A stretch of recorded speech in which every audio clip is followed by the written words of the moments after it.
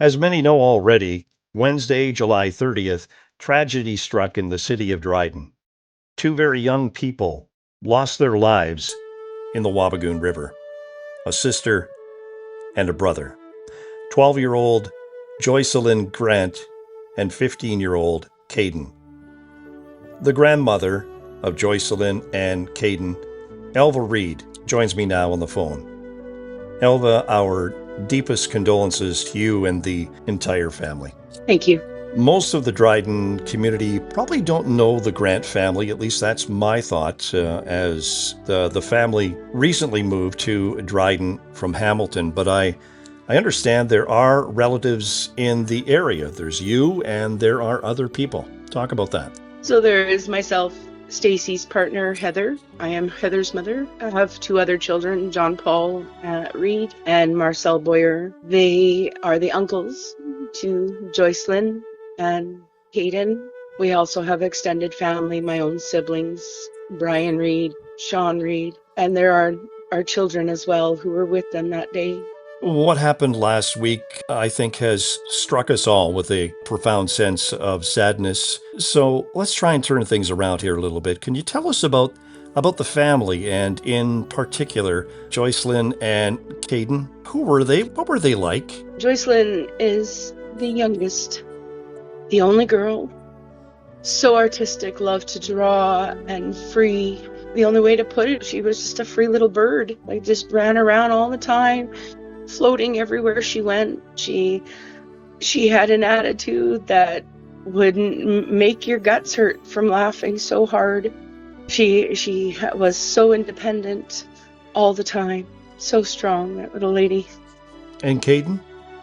Caden, he's more quiet, and he was very smart, loved his games, adored his sister and his two other brothers. He helped take care of his 15-year-old brother who suffers from autism, as well as just love life. He was loving this area. We finally got him to come out of his little Minecraft world a little bit to see the real one, and he was every day. He loved every day to walk his new city, the city of Dryden. This was a big deal for him to do. He had freedom here.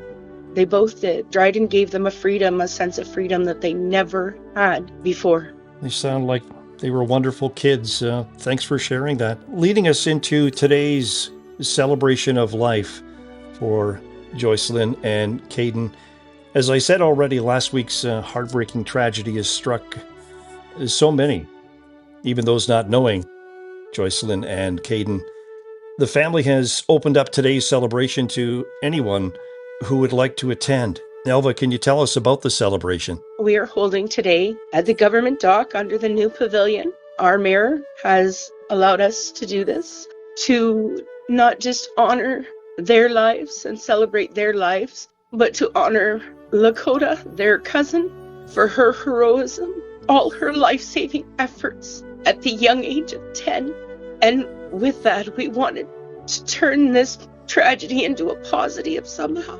And we're holding a fundraising barbecue, family barbecue, from 2:30 to 5:30. All proceeds will be going to the foundation Water Wings to ensure all school-age children can swim. We are petitioning Doug Ford to put swimming lessons back into our school system. If we are not going to use it to teach our children true definition of physical education, which is physically learning how to swim, incorporated in there, then they should just remove it and make everybody pay for everything. But that's not what they should do. Children need to learn how to swim. These children were 12 and 15 living in Hamilton.